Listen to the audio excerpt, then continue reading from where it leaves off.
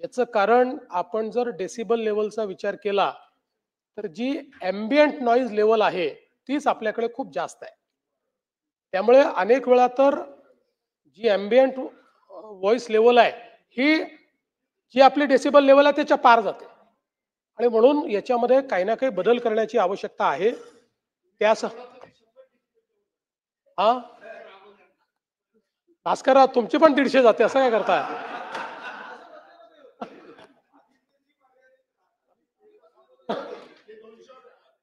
सुधीर भाऊची तर सर आवाजावर एखादा कायदा केला तर पहिले सुधीर भाऊवरच कारवाई होईल. कुठल्याही भोंग्यापेक्षा जास्त आवाज आहे सुधीर भाऊ जो माईकची.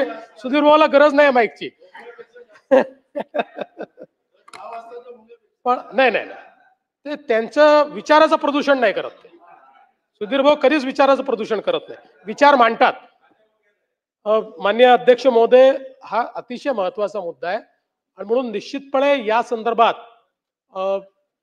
आपले डेसिबल लेवल्स या ॲम्बियंट नॉईज लेवल जे आहेत त्याचा विचार करून कशा प्रकारे रिवाईज करता येतील याचं एक रिकमेंडेशन महाराष्ट्र सरकार केंद्र सरकारकडे पाठवेल. ठीक आहे. लक्षवेधी क्रमांक 5. लक्षवेधी एक क्रमांक मिनिट. 5. मी मगाशी सांगितलेलं की 4 लक्षवेध्या झाल्यानंतर तुमचं काहीतरी म्हणणं होतं नाना भाऊ. धन्यवाद आपला. आता मी दिलेला शब्द पूर्ण करतो, तुम्ही काळजी करू नका. अध्यक्ष महाराज, मी 2 दिवसाच्या पहिले या सभागृहामध्ये एक मुद्दा उपस्थित केला. मुख्यमंत्री महोदय या ठिकाणी आहेत. अध्यक्ष महाराज, विदर्भातल्या 5 जिल्ह्यामध्ये वर्धा, भंडारा, गोंदिया, चंद्रपूर, गडचिरोली आणि नागपूर या भागामध्ये अतिवृष्टीमुळे ढगफुटीमुळे मोठ्या प्रमाणात पूर्ण गावात पाणी घुसलं, शहरात पाणी घुसलं आणि मोठ्या प्रमाणात पिकाची नुकसान झालं. आणि आज अध्यक्ष महाराज पिण्याच्या पाण्याचा प्रश्न मोठ्या प्रमाणात निर्माण झालेला आहे. अशा वेळेस सगळं घाण पाणी लोकांना आता प्यावं लागते अशी परिस्थिती आज त्या भागामध्ये आहे. आणि म्हणून आता या गंभीर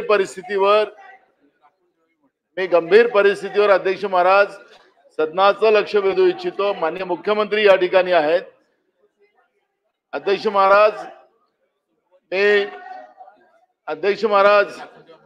मुख्यमंत्री महोदय, आपल्या भागामध्ये परवाच्या पुरामुळे जे पाणी सगळ्या गावात शहरात घुसलं त्याच्यामुळे शेतीचे मोठ्या प्रमाणात नुकसान झालं आणि त्याच्यामध्ये आज पिण्याच्या पाण्याचा गंभीर प्रश्न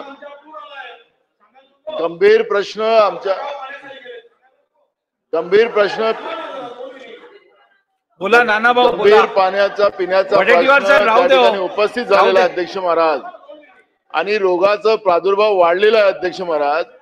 आणि अशा या परिस्थितीमध्ये परवा मुख्यमंत्री महोदय म्हणाले की आढावा घेऊन मी त्या पद्धतीचं निवेदनही विधानसभेत करणार आहे. पण अध्यक्ष महाराज, आता भयावह परिस्थिती या 5-6 जिल्ह्यामध्ये त्या भागामध्ये निर्माण झालेली आहे. आणि मी त्या दिवशी सांगितलं की जे उन्हाळीचं धान पीक होतं त्याला ऑनलाईन आपण मंजुरी दिली नाही, ते सगळं केंद्रावर होतं आणि तेही सगळं खराब झालं. त्यामुळे शेतकऱ्यांचं अतोनात नुकसान आणि दुबार पेरणी अशी परिस्थिती आज त्या भागामध्ये निर्माण झालेली आहे. आणि म्हणून आपल्या माध्यमातून मी सरकारचं लक्ष या सगळ्या या प्रसंगावर मी वेधू इच्छितो आणि माननीय मुख्यमंत्र्यांनी यावर बोला. अध्यक्ष महोदय, मागील 4-5 दिवसामध्ये जी अतिवृष्टी झाली, प्रचंड हाहाकार त्या भागामध्ये अध्यक्ष महोदय माननीय नानाभाऊंनी या संदर्भात मांडली. आतापर्यंत आम्ही सगळी जी प्राथमिक माहिती घेतली त्यामध्ये 13,000 हेक्टर प्रथमदर्शनी नुकसान झालं. शेतीचं भात पिकाचं नुकसान झालं. आमच्याकडे 2 प्रकारची शेती होते. एक तर रोपं लावतो आणि दुसरं एक आम्ही त्याला आवत्या म्हणतो. अशा 2 प्रकारच्या आवत्या जिथे लावलाय आजकाल